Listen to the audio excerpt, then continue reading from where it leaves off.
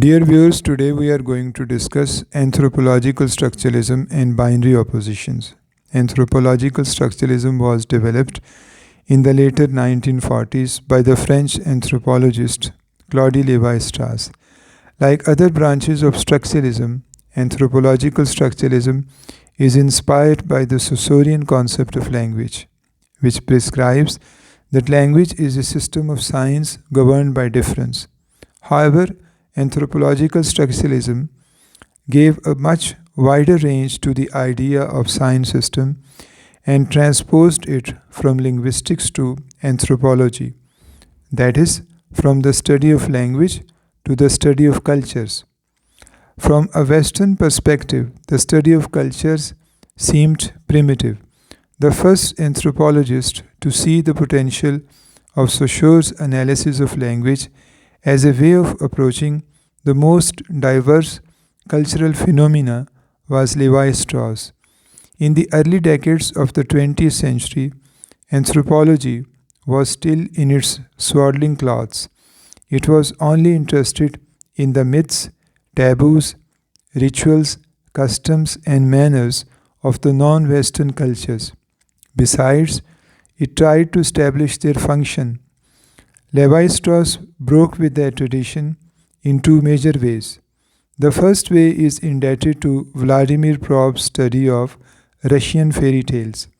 Transposing Propp's idea to the field of myths, Lévi-Strauss tried to show that most diverse cultural myths were actually variations upon one and the same basic pattern. More importantly, Lévi-Strauss saw the possibilities of Saussure's notion that meaning is ultimately the product of difference for the study of discrete cultural phenomena. Lévi-Strauss propounded that countless discrete elements together make up a culture. In this way, they constitute a sign system. He suggested that everything that has a cultural origin and is not biologically determined counts as a sign. The discrete bits of culture are not meaningful in themselves, but draw their meaning from the sign system in which they function, and more in particular from their difference from other signs.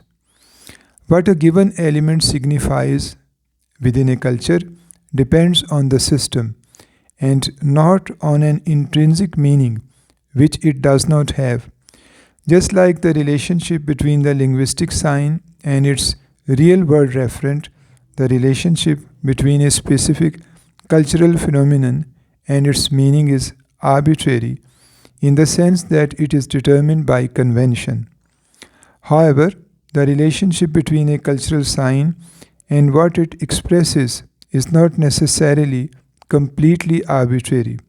Lévi-Strauss' anthropological structuralism shows how primitive people developed conscious awareness of themselves just during evolutionary process. Lévi-Strauss is of the view that a very basic mental operation consists in the creation of opposites. For example, some things are edible, others are not. Some creatures are dangerous, others are not.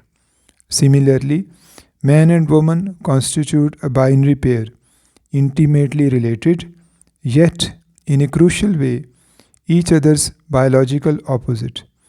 Our right hand and left hand constitute another closely related pair of opposites, and so on and so forth. Classification in terms of such oppositions in which the opposites are related to each other because they express either the presence or the absence of one and the same thing proved helpful in understanding natural phenomenon.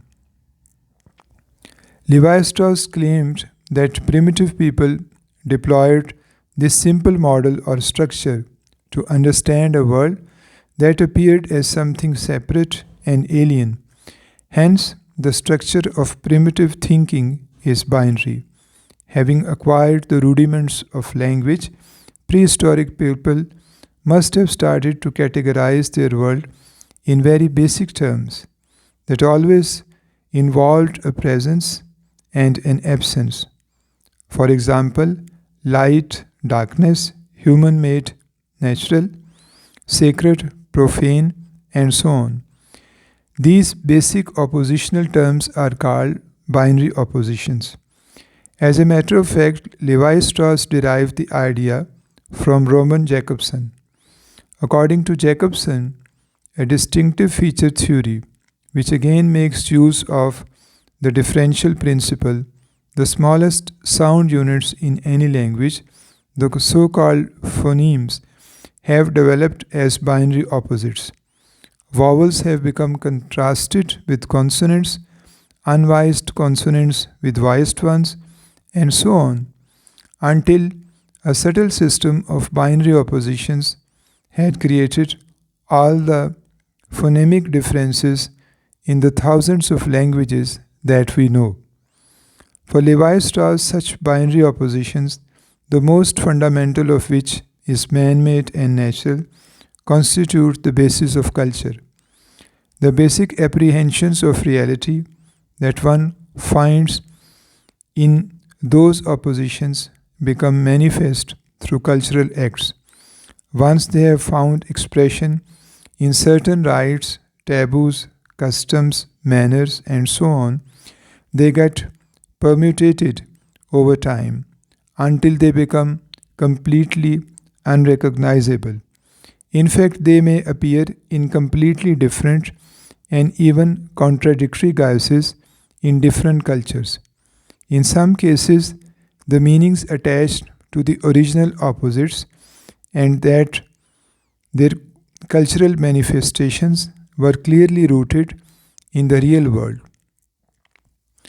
It makes sense to attach a positive value to things that are edible, and it also makes sense to attach a negative value to things that are harmful.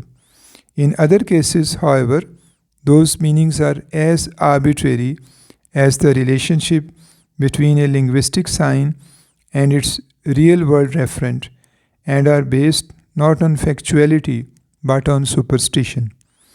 The standard positive valuation of light and negative valuation of darkness, for instance, ignores the fact that light and darkness are in themselves neutral, natural phenomena, and that how one values them depends on their circumstances. Coming back to binary oppositions, cultural signs express a relation between two terms, one of which represents a presence while the other represents an absence. Interestingly, anthropological structuralism, in spite of its overriding interest in mind-nature symbiosis, does not take up a humanist position. In the first place, it denies that the individuals are autonomous and capable of exercising free will. Secondly, it suggests that personal contribution to a ritual only takes its meaning from its function in the whole, from its relation to other parts of the ritual, and not from personal intention. Thirdly, it precludes the possibility of personal initiative in a primitive culture in which everything is governed by assumptions, conventions, and rules of unknown origin that cannot be questioned.